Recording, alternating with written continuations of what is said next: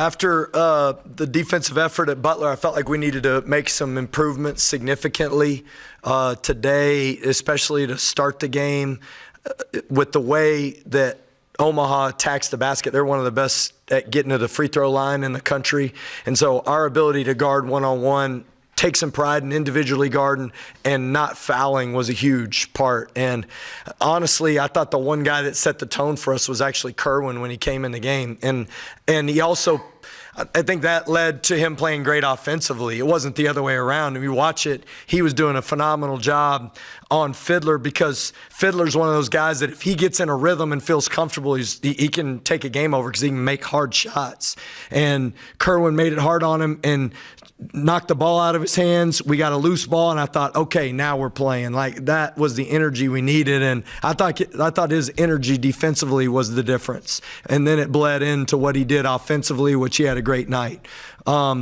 We improved in a lot of areas. We still got to be better rebounding. One area I felt like was good for us, we got to the free throw line, and we made more than they took. And in a team that attacks the basket like they do, I thought our defense, our ability to play without fouling, and then getting to the free throw line was the difference in the game. Any word about Cambridge's injury? Not yet. Not yet. I know he's been seen, and we're going to get it examined and take a look at it.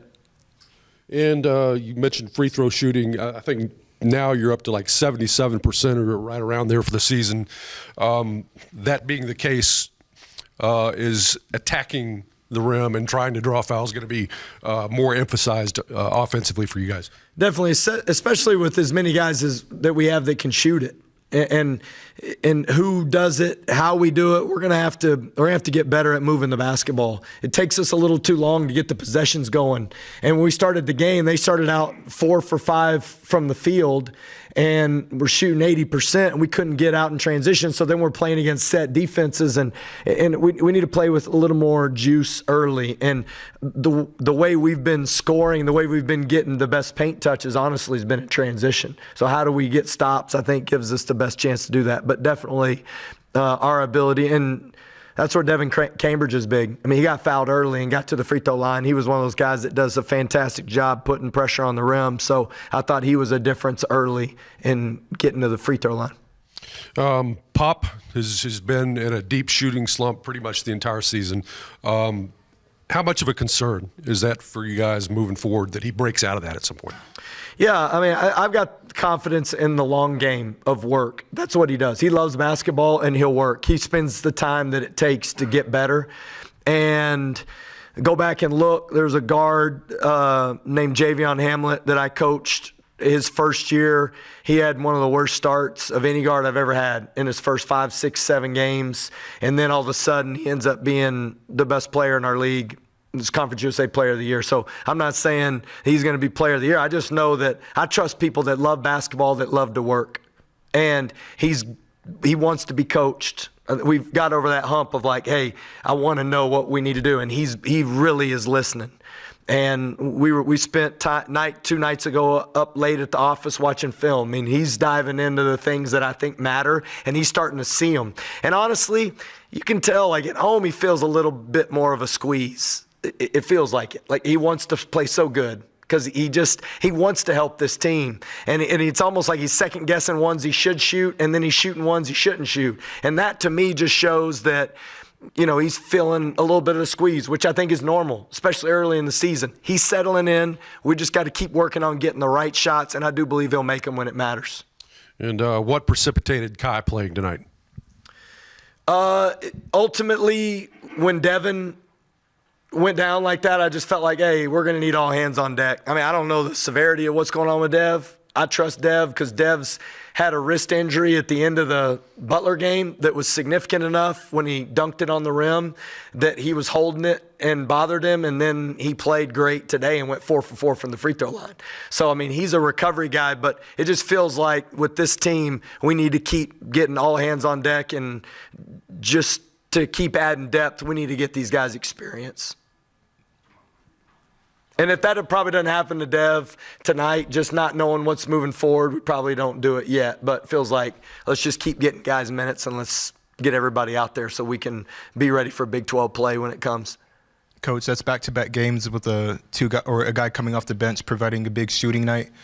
Chance last game against Butler and Kerwin tonight. Have you talked to your bench guys about providing a spark off the bench, or is that just kind of one of those things that just happens? I'll tell you what we talk about is practice hard. Every time you get an opportunity, doesn't matter when, doesn't matter if it's at the end of practice, at the beginning of practice, if you get the last 3 minutes, like every possession matters, every rep matters, how you compete matters, how you trust your teammates matters. And I will tell you this, like Kerwin's hung in there. He's practiced really hard. He's been competitive and he's listening and he's got better defensively and rebounding. I mean, he came up with some rebounds tonight. We weren't very good defensive rebounding, but Kerwin ended up with 2, 3 in 27 minutes. We need that to be about 5. We need our guards to lead us in rebounding, it feels like, and that's when we'll be great. That's the teams we've had. So Kerwin's rebounded better, so to me, and play defense, and that's why he's playing. And Coach, whenever you have Devin and Warren in the game, it looks like you'll run a lot more horns, and sometimes one of them will slip the screen. Is that something you try to do to create spacing with those two on the floor?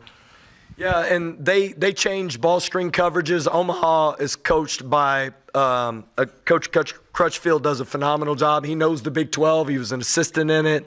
He's got good talent, and they hard hedge, and they come out of timeouts, and sometimes they're in a drop. And so I think we tried to change up who was doing it because they're two forwards, and they played 10 and 21 together. Both of them went hard hedge at different times, so trying to keep them off, being able to tee up on our guards. We just didn't do a good enough job on getting to the paint and kicking it out. We tried to throw it to the roller too many times, honestly. And if we just made the simple play early, would have had more open shots.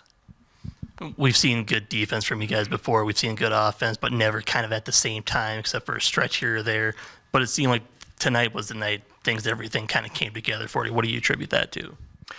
Just experience, opportunity to play together, them seeing where we need to get better, watching it on film, and kind of eliminating what's my role going to be. I feel like we're settling into what we're good at, who's good at what, and how we need to play on both sides of the ball. Lineups, coverages, we're communicating better. I didn't think we had as many mistakes from scouting reports. We're starting to really buy in and believe in the scouting reports and what we need to do when we go out there. And, that's where I felt like we made the biggest strides today was the scouting report. We didn't make many scouting report errors. We really were locked into that part of it. Throughout his career, Joe's been capable of scoring, but he hasn't been asked to kind of do it. Now here he's your leading scorer. You're asking him to do a lot. Was that what you asked of him when you first started that conversation when he hit the portal? Has his scoring role increased throughout the year just because of the need? How has that kind of gone? Yeah, honestly, Joe wants to win.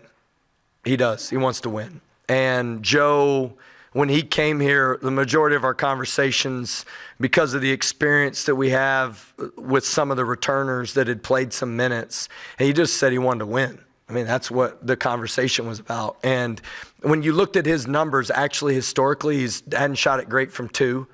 And his assist to turnover numbers have been sometimes higher in turnovers. And I'll tell you where I've really seen growth. And he probably had a bunch of potential assists tonight that he could have ended up with. And if you look at the first 3 games of the season, he had like 20 potential assists that he didn't get credit for, and we were just missing open shots. So I'll tell you what he's learned is how do you make the right play. That's what I'm telling you. He's in for our team to win. And it's not just scoring. It's like, hey, he scored when he's needed to. I thought tonight he took better shots over the course of the game, and that's where his efficiency numbers are going through the roof. He's as efficient as he's ever been, and minutes played. But if you look at anything, he got to the free throw line. That's how he's scoring great. Tonight, 7 for 8 from the free throw line. That's what a great point guard does. He finds a way to get fouled and get into the paint and not just err on the side of trying to get jump shots. Coach, you guys have traveled a lot over the past month or so. You guys have a week, 6 days before Oral Roberts. What are you going to prioritize the next few days where you have a few days off or don't have to travel as much? Yeah, well, one, it's finals week, so we got to finish this semester off academically, and nobody talks about that anymore, really, but that's what we are. We got students, right, and they're athletes, but how we finish off this semester academically, we need to spend a couple days making sure we finish this semester off right. And then you can tell at times we looked fatigued. Our rebounding and physicality wasn't where it needs to be.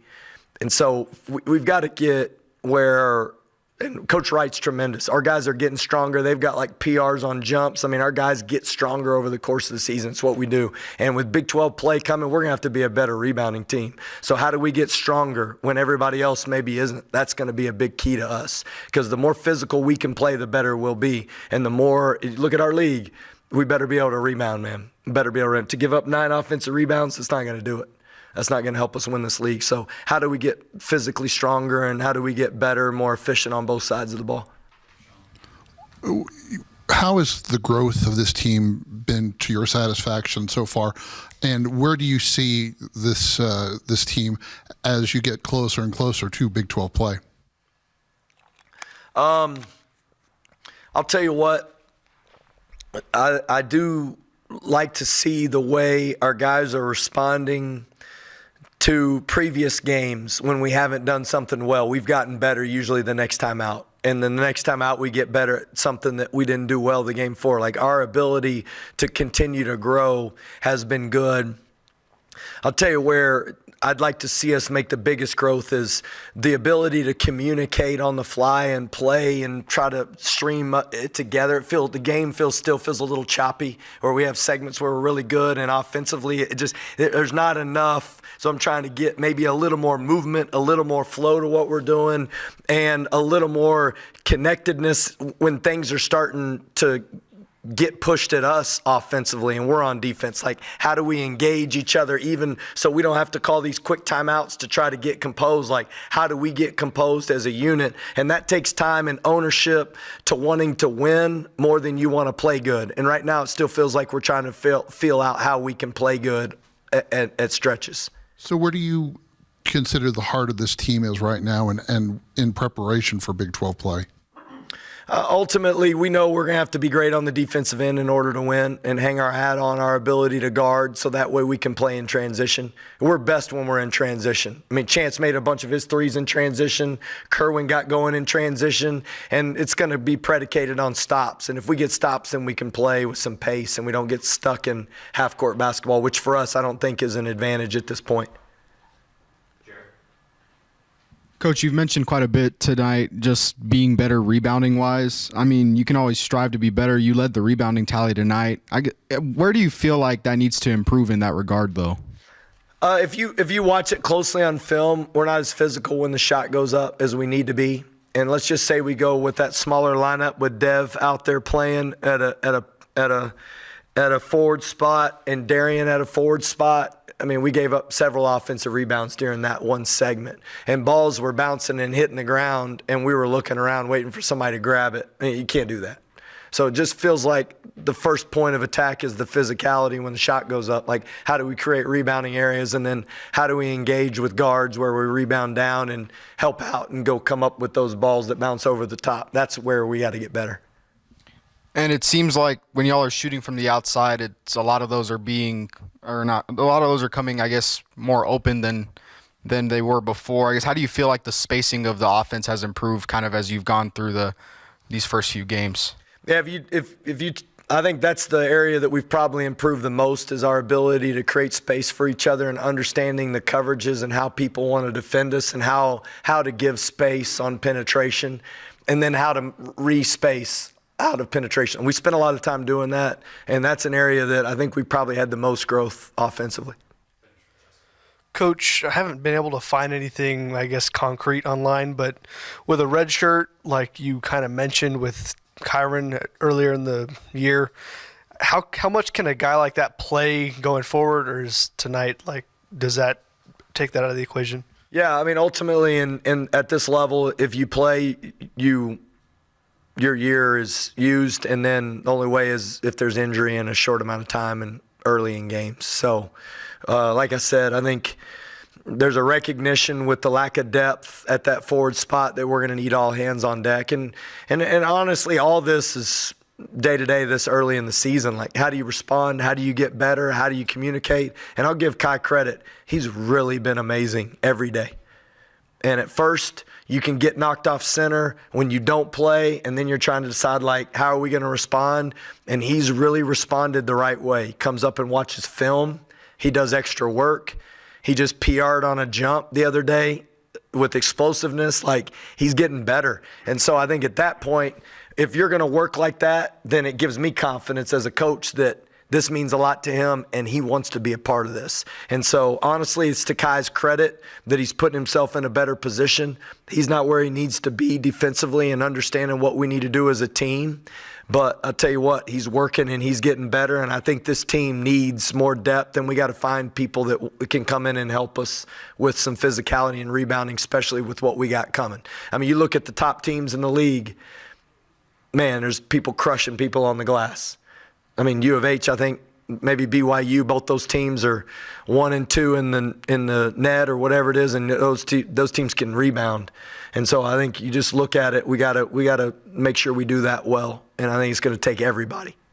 Kerwin obviously had the big night, and his minutes really increased over the last few weeks.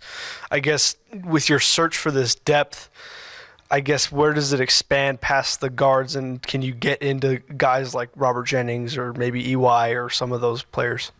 Yeah, a lot of that is early season matchups, and we turn the ball over so much early in the season. How do you get some continuity and flow where you get ball handlers out there? And there's not a lot of matchups against some of these early teams where they don't have the same size.